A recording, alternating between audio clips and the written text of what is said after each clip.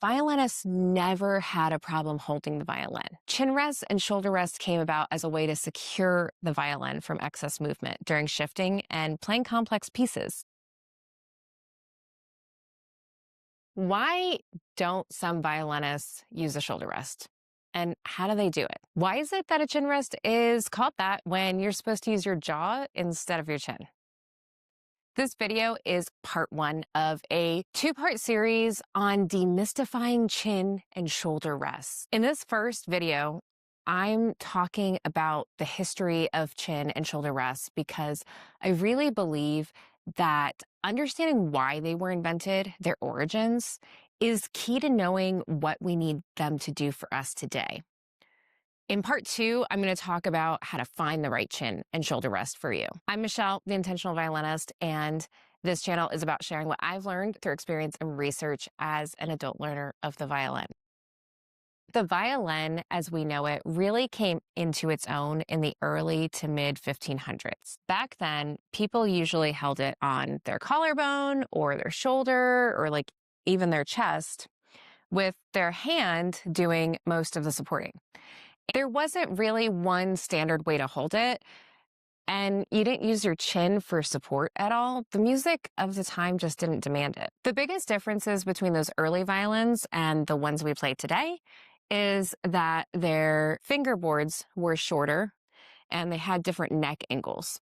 People didn't play up in high positions because the fingerboard was shorter, so it was a little less demanding. Arthur Hartman wrote in 1915, "True that in the days of Corelli violin, technique had not progressed beyond the third position, and a violin chart of those days must have presented very much what an antique atlas would show, the undiscovered parts being represented by headless men and fantastic images." I just love that quote. And I think the spirit of undiscovered territory, techniques, and sound is something we all experience as we learn the violin and advance. But getting back to the history, fast forward to the late 17th and early 18th centuries, and things started to change.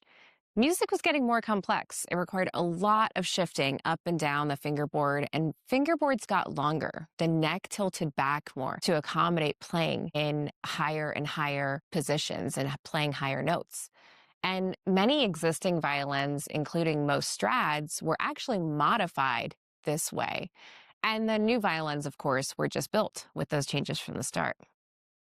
As this was occurring, it was no longer sufficient to lie or hold the violin along the body, mostly supporting it with the hand, because the left hand needed to be freer to do all that shifting, which I can't do here if I'm not using anything to kind of hold the violin in place. So placing the chin on the violin became much more common as it helped the instrument be stable. If you look at some of the oldest violins, you can even see wear on the varnish from players resting their chins directly on the violin because chin rests hadn't been invented yet. And while holding the violin with your chin to the left of the tailpiece eventually became the default position, the varnish wear tells us that using the right side to place your chin there was actually pretty common too. Skin oils, beard hair, and friction certainly took their toll before the chin rest was invented, and that's why we can still see those marks today. Seeing a real need for support, Louis Spohr invented the chin rest around 1820. Take a look at this illustration of his design. Not only did it add height, making it easier to hold the violin with your chin or jaw, but it also had a cup-like shape, which helped to keep your chin or jaw from sliding off, which could easily happen on a bare violin. The 19th century saw many iterations of the chin rest. And we can see that there was still no standard way of holding the violin, with some chin rests centered over the tailpiece, some to the left of the tailpiece, and still yet some to the right of the tailpiece. On your violin, do you have a chin rest that's to the left of the tailpiece, like mine is, or is it centered over the tailpiece? Tell me what you have and why that works for you, and whether you experimented a lot before settling on that chin rest. After lots of experimentation by the 19th century violinists, chin rests were pretty commonplace. By the end of the century, you could even order them right out of a catalog. Many different types appeared, often named after or modeled on the chin rest used by famous violinists of the time. While many violinists welcomed the aid in playing, debates still existed within the industry. The Musical Times in 1915 published a commentary called Why All Chin Rests Should Be Abolished, featuring Arthur Hartman's objection to the use of the chin rest. But many vigorously refuted his notions, including W. W. Cobbett, who wrote, "If I may speak for myself, I am thankful to my chin rest. 1, for absolving me from the necessity of wasting force by hugging the fiddle to save it from being dragged away by the left hand. 2, for enabling me to play with greater ease and with head more erect. 3, for comfortable consciousness it gives me that there is no war of attrition going on between my chin and the wood of my strad." Similarly, Albert Salmons wrote, "Personally, my idea is that the comfort of chin rests accounts for half of the enormous modern advance in violin technique.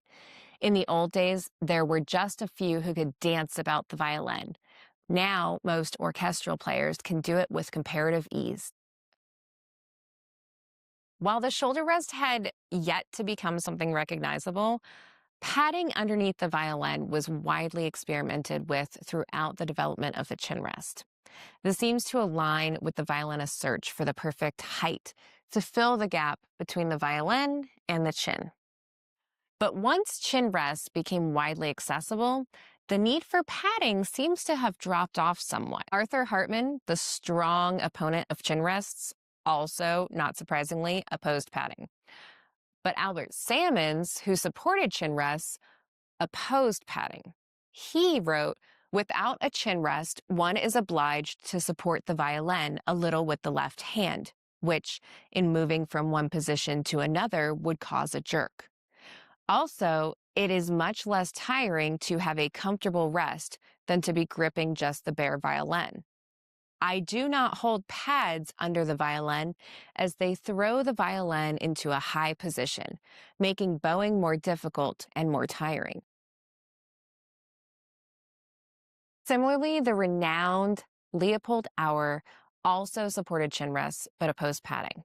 Writing in his Violin Playing as I Teach It, "The placing of a cushion beneath the back of the instrument should also be avoided. These are bad habits since they not only spoil the violinist's pose in general, but they make the player lose at least a third of the whole body of tone which the violin is capable of producing. As for the chin rest, the one used should be adapted to the individual neck, so that by means of it, the player is able to hold the instrument easily and without strain." My research seems to suggest that violinists, since the birth of the violin, have not had any difficulty holding the violin. The only related difficulty arose with complex shifting that made the violin not difficult to hold, but difficult to keep in place. This is why padding and chin rests came into use. So clearly along the way, some players saw the need for a dedicated shoulder rest more than just padding, right? And that's why we have something that looks like this today.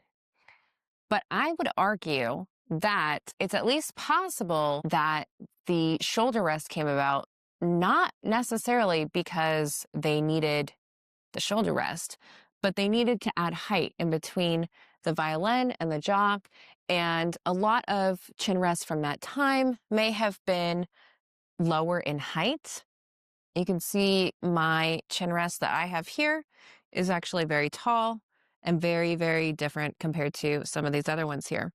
And while there may have been higher chin rests during that time, it just might not have been very accessible to people to buy. It's kind of here's a couple models and one's going to work for you and that's it. And having something custom made, which famous violinists did, wasn't really an option for a lot of people. So then we start seeing patents for designs similar to today's shoulder rests in the 1930s. And by the 1950s, they start becoming commonplace in schools. which carried on into those students' careers and future generations. When I first took up the violin, I thought you needed a chin rest and a shoulder rest just in order to hold the violin. And I think the big lesson from all of this history is that violinists never had a problem holding the violin. Chin rests and shoulder rests came about as a way to secure the violin from excess movement during shifting and playing complex pieces, which is something we're not even doing when we first take up the violin. Now, does that mean that I think you should just ditch the shoulder rest and the chin rest and just play on a bare violin? No. But I think that we should be questioning what equipment we're playing with and why. A chin rest should be there unless you're authentically playing Baroque music from the period before fingerboards were extended.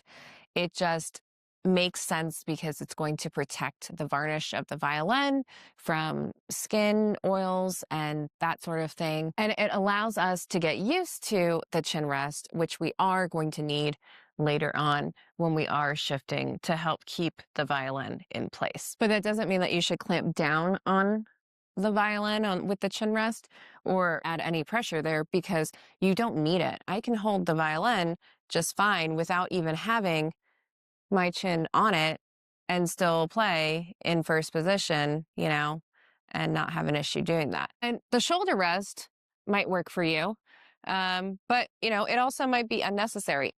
I don't use one. I just have the violin on my collarbone. That's what I like. So see if you like it. If you don't, you don't need it. It saves space in your case and it saves you money from buying them and experimenting and trying with them a whole bunch. As we've learned from several violinists of the past, each one had their own idea as to what equipment was necessary and why. Your choice is personal to you, and you should spend time discovering what works for you rather than listening to others tell you what you should use. So in part 2, I'm going to talk about how to discover which chin rest and shoulder rest works for you. I'm the Intentional Violinist, and if you found this video informative, the best way that you can support this channel is to like this video, subscribe, and turn on notifications so you can become a part of our community of intentional violinists. Until next time, keep practicing.